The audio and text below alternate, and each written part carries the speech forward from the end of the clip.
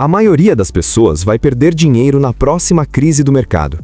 E a parte mais cruel de tudo isso é que elas nem vão entender por quê. Vão entrar em pânico, vão vender e vão sair do outro lado com menos do que tinham antes de a crise começar. Mas existe um grupo pequeno de pessoas, as que entendem o que eu vou te mostrar agora, que vão sair do outro lado com mais patrimônio do que tinham antes da crise sequer começar. Hoje, eu vou te mostrar exatamente como configurar seus juros compostos de forma que uma crise de mercado não te destrua, que ela, na verdade, te deixe mais rico. Fica até o final, porque o terceiro passo que vou te mostrar é o mais importante de todos e é onde tudo se sustenta ou desmorona. Todo mundo fala em investir no longo prazo e manter o curso, mas ninguém realmente explica o que você deveria estar fazendo agora, hoje, para que quando o mercado cair 30%, 40%, talvez 50%, você não seja aquele que entra em pânico e vende no pior momento possível. Você precisa ser aquele que está comprando. Porque a verdade é que crises de mercado não são eventos raros, são uma parte completamente normal de investir. E se você não sabe como lidar com elas, vai perder dinheiro que você não precisava perder. Aqui está o que vamos cobrir hoje. Primeiro, vou te mostrar exatamente como os juros compostos funcionam numa crise, porque eles funcionam de forma diferente do que a maioria das pessoas imagina. Depois, vou te apresentar 3 coisas muito específicas que você pode fazer agora para se preparar. E por fim, vou te mostrar os dados, números reais que provam por que as pessoas que se preparam para crises sempre saem na frente das que não se preparam. Parte 1. O problema que ninguém discute. Os juros compostos são frágeis. Aqui está algo que levei um tempo para entender de verdade. Os juros compostos, o processo onde o seu dinheiro gera retorno e esse retorno gera mais retorno, são uma das forças mais poderosas das finanças pessoais. Mas existe um lado dos juros compostos que ninguém fala. Ele é frágil. Não no sentido de que não funciona. Ele funciona de forma extraordinária.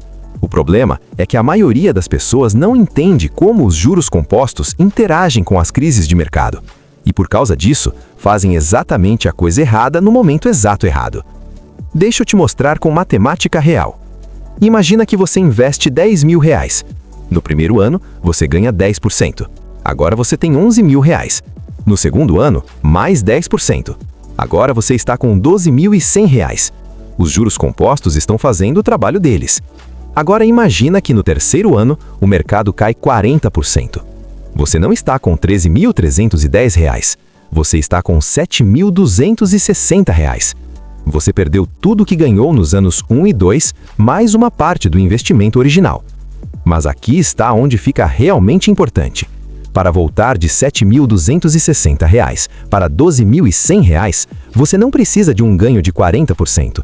Você precisa de um ganho de 67%. Porque perdas sempre machucam mais do que ganhos ajudam. Isso se chama assimetria das perdas. É por isso que as pessoas que vendem em pânico durante uma crise, muitas vezes nunca se recuperam completamente. Vendem no fundo, travam o prejuízo e ainda perdem a recuperação que vem depois. Existe um dado que vai travar sua cabeça. Se você tivesse investido R$10.000 num fundo de índice de mercado amplo em janeiro de 1980 e mantido até o final de 2022, teria transformado esse valor em algo em torno de R$1.800.000. Mas se você tivesse perdido apenas os 5 melhores dias de negociação ao longo desses 42 anos, 5 dias em mais de 10.000, você sairia com em torno de R$670.000. E se você tivesse perdido os 50 melhores dias, você sairia com em torno de R$76.000. Você assumiu exatamente o mesmo risco, ficou no mercado durante as mesmas crises, mas ganhou 14 vezes menos só por estar fora do mercado nos momentos errados. Parte 2. Com que frequência as crises realmente acontecem? Antes de falar sobre o que fazer, você precisa entender o quão normal são as quedas de mercado. Porque um dos maiores erros que os investidores cometem é tratar uma crise como uma catástrofe rara que acontece uma vez na vida. Não é. Existem 3 níveis de queda de mercado que você precisa conhecer. O primeiro é a correção de mercado, quando o mercado cai pelo menos 10% a partir de uma máxima recente. Essas são as mais comuns. Em média, aconteceram em torno de uma vez por ano desde 1980. Se você está investindo há 5 anos e ainda não viveu uma correção, estatisticamente você está atrasado. Correções são normais, são saudáveis. O segundo tipo é o mercado em baixa, quando o mercado cai mais de 20% a partir do pico. Desde 1932, esses ciclos de baixa aparecem em média a cada 4 ou 5 anos. Costumam durar em torno de 289 dias, pouco menos de 9 meses. Isso parece pesado, mas os ciclos de alta, os períodos em que o mercado está subindo, historicamente duraram em torno de 965 dias em média, mais de 3 vezes mais longos do que os ciclos de baixa. O terceiro tipo é o colapso total de mercado. Uma queda de 30% ou mais, muitas vezes acontecendo de forma muito rápida. Esses são raros, mas acontecem. A crise de 2008, a queda de março de 2020, a crise das empresas de tecnologia entre 2000 e 2002, onde o índice de tecnologia perdeu quase 80% de seu valor. O ponto é este: se você vai investir em ações, vai viver os 3 tipos em algum momento. Isso não é um aviso, é só matemática. A questão não é se uma crise vai acontecer. A questão é se você vai estar preparado quando ela chegar. Parte 3. 3 coisas que você precisa fazer com seus juros compostos agora mesmo. Aqui é onde fica prático. Estas são as 3 ações específicas que você deveria estar fazendo agora, não quando a crise acontecer, porque quando ela chegar, já vai ser tarde para se preparar. E o terceiro passo é o mais importante de todos. É onde tudo se sustenta ou desmorona. Não pula. Passo 1. Proteja a fundação. A primeira coisa que você precisa fazer é garantir que tem uma reserva financeira que você nunca vai tocar, não importa o que aconteça. Estou falando de uma reserva de emergência, e não estou falando de 2 semanas de despesas. Estou falando de 3 a 6 meses dos seus custos totais de vida guardados em um CDB com liquidez diária ou no Tesouro Selic, rendendo enquanto espera ser usado. Aqui está por que isso importa mais do que a maioria das pessoas percebe. Durante uma crise de mercado, as pessoas não perdem dinheiro apenas na carteira de investimentos. Elas muitas vezes precisam de dinheiro para emergências reais da vida. Demissão, despesas médicas, conserto de carro, e todas essas coisas tendem a se acumular exatamente durante as crises econômicas. Quando isso acontece, e elas não têm reserva de emergência, são forçadas a vender os investimentos no pior momento possível para cobrir as despesas. Isso não é azar, é falta de planejamento. Uma reserva de emergência não é glamurosa, não vai te enriquecer sozinha, mas é o que impede você de ser forçado a sair dos seus investimentos de longo prazo exatamente no momento em que eles estão em promoção. Pensa nela como um seguro para seus juros compostos. Passo 2. Configure o aporte regular automático e automatize. O aporte regular automático é uma daquelas estratégias que soa simples, e de fato é simples, mas os dados por trás dela são genuinamente notáveis. Aqui está como funciona. Em vez de colocar uma grande quantia no mercado de uma vez e tentar acertar o momento de entrada, você investe um valor fixo em intervalos regulares. Toda semana, a cada quinzena, todo mês, independente do que o mercado está fazendo. Quando o mercado está em alta, você compra menos cotas porque elas custam mais. Quando o mercado está em queda, você compra mais cotas porque elas estão mais baratas. Com o tempo, isso naturalmente reduz seu custo médio por cota. E quando uma crise acontece algo incrível. Ele automaticamente acelera a sua compra exatamente no momento em que os preços estão no ponto mais baixo. Deixa eu te mostrar com um exemplo concreto. Imagina que você investe R$300 por mês em um fundo de índice de mercado amplo. No mês 1, cada cota custa R$20, então você compra 15 cotas. O mercado então despenca, e no mês 2, cada cota cai para R$10. Os mesmos R$300 agora compram 30 cotas. No mês 3, o mercado se recupera parcialmente para R$15. Você compra 20 cotas. Ao final de 3 meses, você investiu R$900 e comprou 65 cotas, com custo médio de um pouco menos de R$14 cada. Se o mercado tivesse ficado estável nos R$20, você teria comprado 45 cotas. A crise, na verdade, te ajudou a acumular mais. É por isso que crises não são desastres para o investidor preparado, são um evento de desconto. A palavra-chave que usei é automatize. Configure isso para que aconteça sem que você precise tomar uma decisão todo mês. Porque quando o mercado está caindo, a carteira está no vermelho e as notícias estão chamando de catástrofe, o seu cérebro vai querer que você pare de investir. Esse sentimento é exatamente o momento em que você mais precisa estar comprando. Ao automatizar, você remove a emoção da equação. Passo 3. Diversifique a carteira adequadamente antes da crise. Esse parece óbvio, mas a maioria das pessoas não faz corretamente. Diversificação não significa ter 10 ações diferentes do mesmo setor. Significa distribuir o dinheiro entre classes de ativos diferentes, setores diferentes e geografias diferentes, para que quando uma área seja atingida duramente, as outras amortizem o impacto. Uma carteira diversificada para o investidor de longo prazo pode ter uma posição principal em fundos de índice de mercado amplo nacional e internacional, uma exposição a mercados desenvolvidos globais via ETFs acessíveis, uma pequena alocação em mercados emergentes, renda fixa para estabilidade e talvez uma pequena alocação em fundos imobiliários para exposição ao setor de imóveis de forma líquida. As porcentagens exatas dependem da sua idade, tolerância ao risco e horizonte de tempo, mas o princípio é o mesmo. Você não quer todo o dinheiro numa única aposta. Aqui está porque isso importa especificamente para os juros compostos. Quando uma parte da carteira despenca, você pode rebalancear. Rebalancear significa vender um pouco do que valorizou e comprar mais do que caiu.